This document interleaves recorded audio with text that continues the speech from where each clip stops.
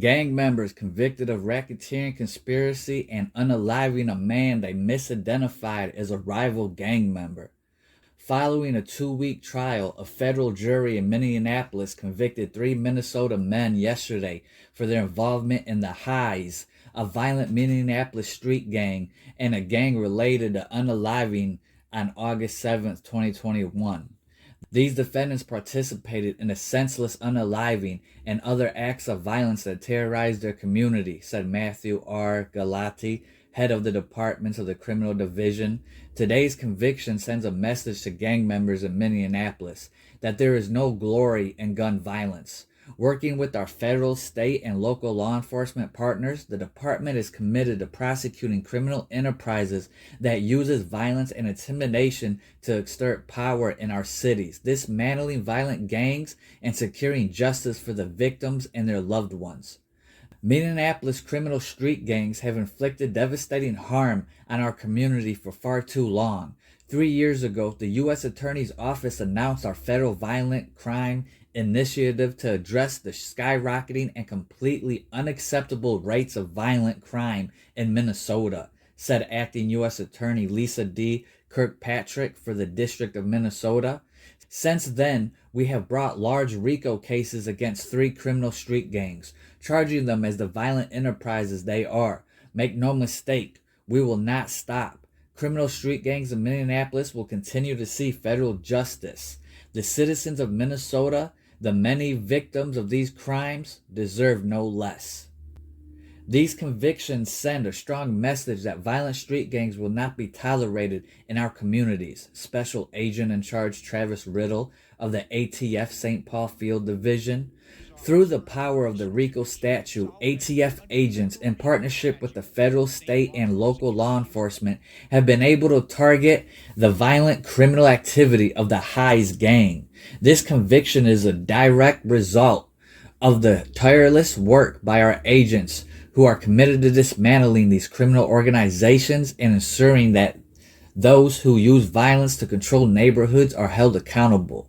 The ATF will continue to lead efforts to take down street gangs and protect the citizens of Minneapolis.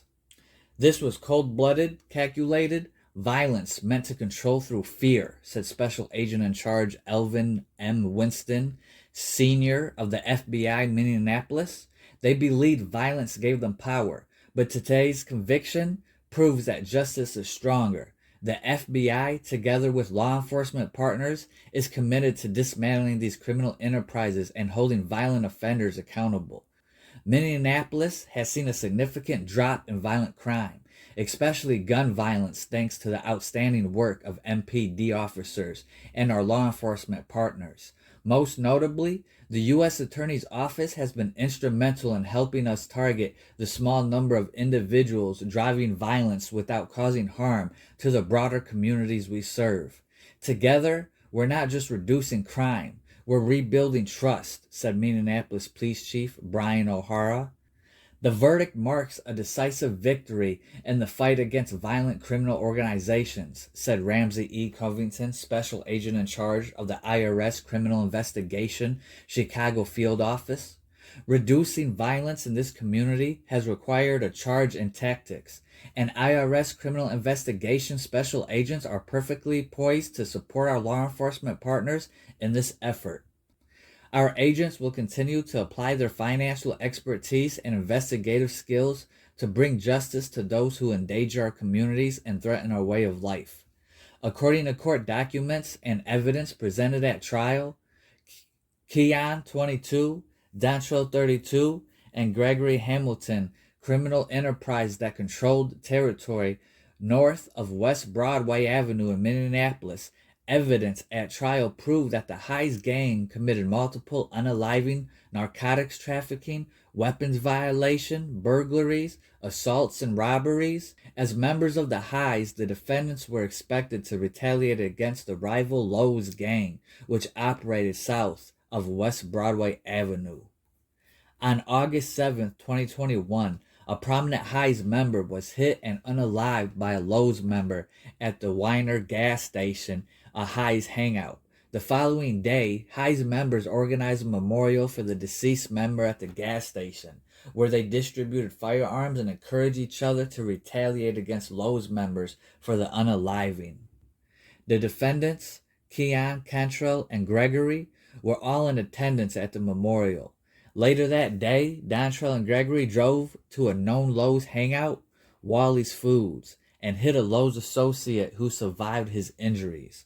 Approximately 2 hours later, Keon, Cantrell, and Gregory drove to Skyline Market, another known Lowe's hangout, to hit another Lowe's member. Inside the market, they shot a man who they mistakenly believed to be a Lowe's member, which was captured on store by cameras. The victim ran for his life from the store and into the street. Keon, who was driving 2 juvenile members in a stolen Porsche, let the juveniles out of the car. The juvenile members then chased the victim into a nearby alley and fatally hit him. The victim was hit at least 8 times. The jury convicted Keon, Cantrell, and Gregory of racketeering, influence, and corrupt organizations, the RICO Conspiracy, and using and carrying a firearm in relation to a crime of violence resulting in death. A sentencing hearing will be scheduled at a later date. Each defendant faces a maximum penalty of life in prison. A federal district court judge will determine any sentence after considering the U.S. sentencing guidelines and other statutory factors.